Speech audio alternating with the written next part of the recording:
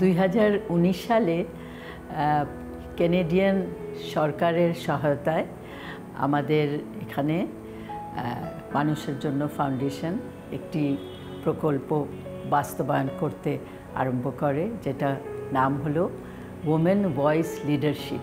বাংলাদেশের বিভিন্ন জায়গায় 16টি সহযোগী সংগঠন নিয়ে এই কাজটি করছি।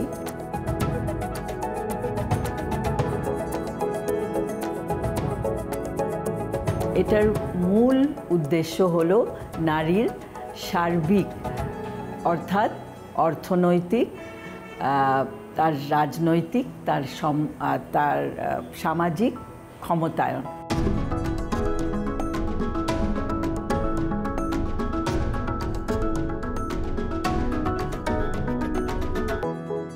ফিডা 2020 সাল থেকে জিএসসি অর্থায়নে এবং মানুষের জন্য ফাউন্ডেশনের সহযোগিতায় যে প্রজেক্টটা আমরা চলছে এখন নারীর ক্ষমতায়ন এবং নারীর লিডারশিপ বৃদ্ধির জন্য, সেটা আমরা আসলে প্রাণের থেকেই আমরা এই প্রজেক্টটা চালাচ্ছি।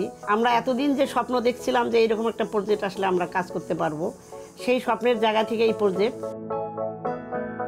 প্রজেক্টটার মাঝে আমাদের সবচেয়ে বড় অ্যাচিভমেন্ট হচ্ছে কিশোরী মেয়েদের ফুটবল খেলা, যেটা আমাদের প্রশাসন খুবই সাড়া দিয়েছে। ফিডা এখানে ক্ষমতায়নের ক্ষেত্রে বিশেষ করে স্কুলের শিক্ষার্থীদের নিয়ে ফুটবল টিম গঠন করছে। এই ফুটবল টিম প্রশিক্ষণ নিয়ে তারা কিন্তু তাদের আত্মবিশ্বাস ফিরে পাচ্ছে এবং বিভিন্ন জায়গায় গিয়ে তারা কিন্তু তাদের সক্ষমতা প্রমাণ করতে সক্ষম হয়েছে। তো আমি মনে করি যে এটা নারীর ক্ষমতায়নে এবং এসডিজির লক্ষ্যমাত্রা, যেখানে আমরা বলেছি যে নারীদের 50% লেবার ফোর্স, তাদের ক্ষমতায়ন এবং পারিবারিক সহিংসতা, তাদের উন্নয়ন, এগুলো নিয়ে তারা কিন্তু কাজ করছে। বাল্যবিবাহ বন্ধ নিয়েও তারা ভালোভাবে কাজ করছে। আমরা এত ভালো খেলতে পারি আসলে এটার পিছনে আমাদেরকে সাহায্য করছেন হচ্ছে ফিডা এবং আমাদের খোকন স্যার, স্কুলের অন্যান্য স্যারদের সাহায্যের কারণে আজকে আমরা এত দূর এগিয়ে আসছি। এদের কারণে আমরা ফুটবলে লাথি দেওয়া কী জিনিস সেটা শিখে ফেলেছি। কারণ একসময় এটা ছিল যে আমরা ফুটবলে লাথি দিতেই পারতাম না। আমাদের এলাকায় আরও অনেক মেয়ে আছে যারা আমাদের খেলা দেখে খেলা খেলতে উৎসাহিত, তারা আমাদের সাথে খেলায় মাঠে প্র্যাকটিস করতে আসে। তারাও এখন উৎসাহী যে আমাদের সাথে খেলতে পারে, তারাও এখন অনেক ভালো খেলে মাঠে।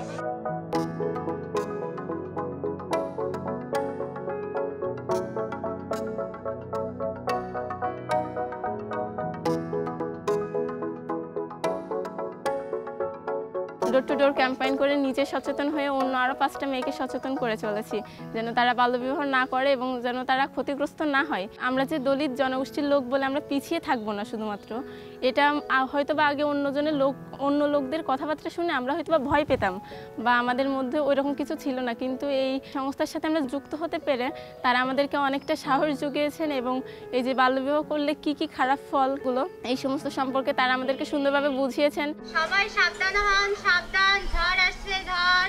কিছুদিন আগে যে ইয়াস নামক একটি ঝড় হয়েছিল, তখন আমরা সেই খবরটি পেয়েছিলাম। পাওয়ার পর সেখান থেকে আমরা সবাই গ্রামে গ্রামে হ্যান্ড মাইক নিয়ে ঘুরে যাদের ঘরবাড়ির অবস্থা খুব খারাপ তাদেরকে সচেতন করার চেষ্টা করেছি, যেন তারা একটু হলে ভালো থাকতে পারে। ঝড় আসছে, ঝড়, সাবধান, ঝড় আসছে, ঝড়, সাবধান। ডিএফ সংস্থার মাধ্যমে আমরা অনেক কিছু শিখছি আমাদের ছেলে মেয়েদের কাছ থেকে, যা আমরা জানতাম না তা আমরা এখন অনেক শিখছি। আগে আমরা অনেক অসচেতন ছিলাম যে একটা প্রাকৃতিক দুর্যোগের সময় আমাদের কি করণীয় সেটা আমরা জানতাম না।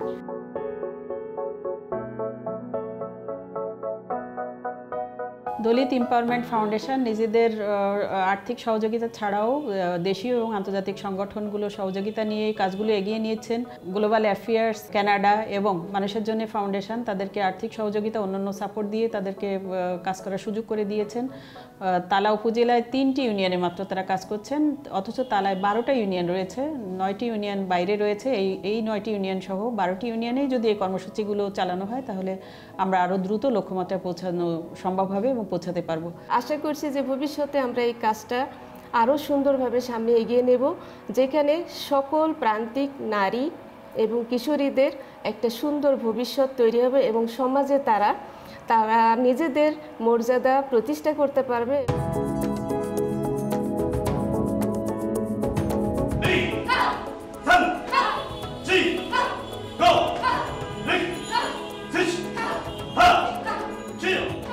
সেলফ ডিফেন্স ট্রেনিংটা আসলে কেন প্রাগৈশর চিন্তা করেছে, এটার পেছনে কারণ হচ্ছে যে আমাদের যে নারীরা যারা সহিংসতার শিকার হন প্রতিনিয়ত এবং যে কিশোরীরা যারা আসলে বাইরে বের হতে ভয় পান, কারণ বিভিন্ন রকম টিজিংয়ের শিকার হন তারা, এবং বিভিন্ন রকম তাদের নিজস্ব এরিয়াতে তারা আসলে বিভিন্ন মানুষের দ্বারা, যারা ওখানকার আমরা বলি না যে স্থানীয় গুন্ডা, তাদের দ্বারা বিভিন্ন রকমভাবে সহিংসতার শিকার হন। তো এই জায়গা থেকে আমাদের ইচ্ছাটা ছিল যে নারীরা হয়তো সেলফ ডিফেন্সের অনেক মুভ শিখতে পাচ্ছে না, হয়তো বা এই 8 দিনের ট্রেনিংয়ে তারা অনেক কিছু শিখে ফেলবে না, কিন্তু তাদের মানসিকভাবে তারা যে একটা শক্তি অর্জন করবে এবং তারা যে সাহসটা অর্জন করবে, সেটা কিন্তু আমাদের এটার একটা প্রধান উদ্দেশ্য ছিল। আমরা যে কাজগুলো করছি, এই কাজগুলো করতে পেরে আমরা আসলে আনন্দিত, কারণ আমাদের এতদিন ধরে যেভাবে কাজগুলো করছিলাম এখন একটু সংগঠিতভাবে সুসংহতভাবে করতে পারছি, এবং এই করার পেছনে এমজেএফের আন্তরিক সহযোগিতা আসলে আমাদের পাশে রয়েছে। সেজন্য আমরা অবশ্যই তাদেরকে কৃতজ্ঞতা জানাই, ধন্যবাদ জানাই, কারণ তারা এই ছোটো ছোটো সংগঠনগুলো যাতে আরও শক্তিশালীভাবে দাঁড়িয়ে পড়তে পারে সেই জন্য নানাভাবে সহযোগিতা করছে।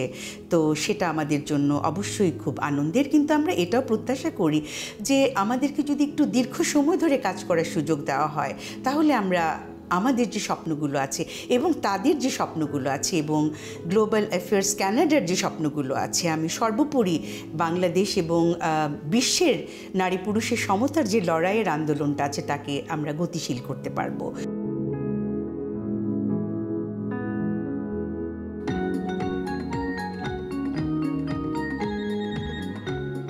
মানুষের জন্য ফাউন্ডেশনের সাথে খুব সুন্দর একটা প্রজেক্ট নিয়ে আমরা কাজ করছি, যেখানে কিশোরীদের কথা বলে। কিশোরীরা যদি সুরক্ষিত না থাকে, কিশোরীরা যদি সচেতন না থাকে, আমরা তো একজন সুস্থ সন্তান, সুস্থ মা আমরা আমাদের বাংলাদেশে জন্ম দিতে পারবো না। সেই প্রয়াসে মানুষের জন্য কাজ করছে।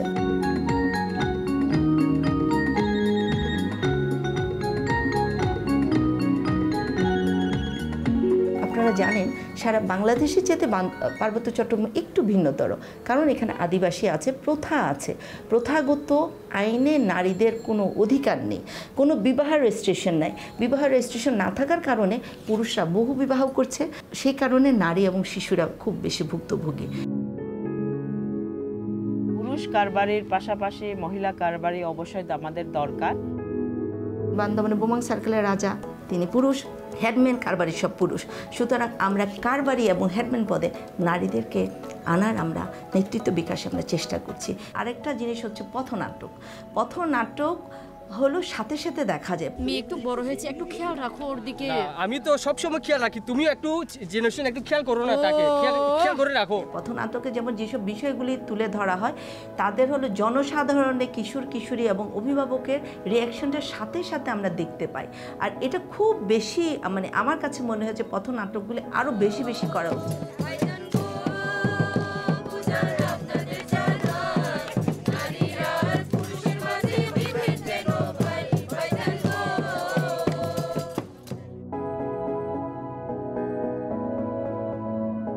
সেক্স ওয়ার্কার নেটওয়ার্কের আসলে শুরুটাই হলো যে সেক্স ওয়ার্কারদের আসলে যখন ব্রথেলগুলো এবং তারা বিভিন্নভাবে নির্যাতন নিপীড়নের শিকার যখন হচ্ছিল, তখন থেকেই আসলে তারা আসলে মনে করতেছিল যে তাদের আসলে একটা প্ল্যাটফর্মের দরকার আছে। তো তখন 2002 সাল থেকেই আসলে নেটওয়ার্ক শুরু করে তাদের পদযাত্রা।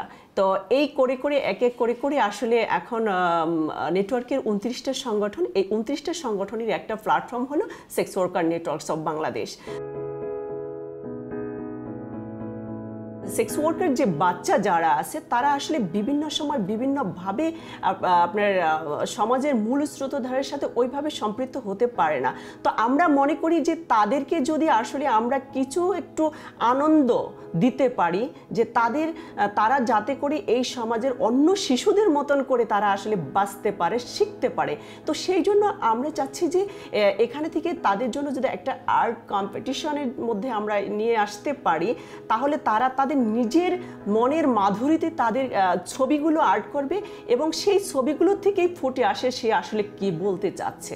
যে আর্ট কম্পিটিশনে গিয়ে আমার খুব ভালো লাগছে। এই সুযোগগুলো আমরা সবসময় পাই না, এই সুযোগগুলো যদি আরও পাই আমার অনেক ভালো লাগবে। এইচডব্লিউএনকে ধন্যবাদ দিতে চাই আমাদের এই সুযোগ করে দেওয়ার জন্য।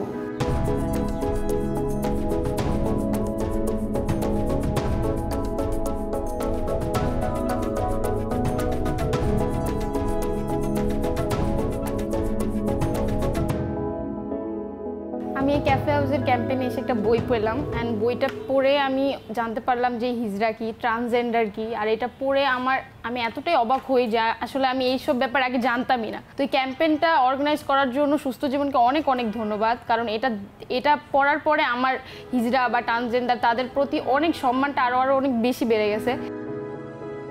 বর্তমানে সুস্থ জীবন হিজড়া এবং ট্রান্সজেন্ডার জনগোষ্ঠীর উন্নয়নের জন্য যে সকল কার্যক্রম করছে তার বেশিরভাগই চলছে মানুষের জন্য ফাউন্ডেশনের সহায়তায় এবং গ্লোবাল অ্যাফেয়ার্স কানাডার অর্থায়নে। যদি আমাদের এই সহযোগিতার হাত মানুষের জন্য ফাউন্ডেশন এবং গ্লোবাল অ্যাফেয়ার্স কানাডা আরও অব্যাহত রাখে এবং বৃহৎ পরিসরে যদি আমরা কাজ করার সুযোগ পাই, তাহলে আমাদের এই জনগোষ্ঠী আরও বেশি সুবিধা পাবে এবং আরও বেশি তাদের উন্নয়নটা বেশি করে হবে।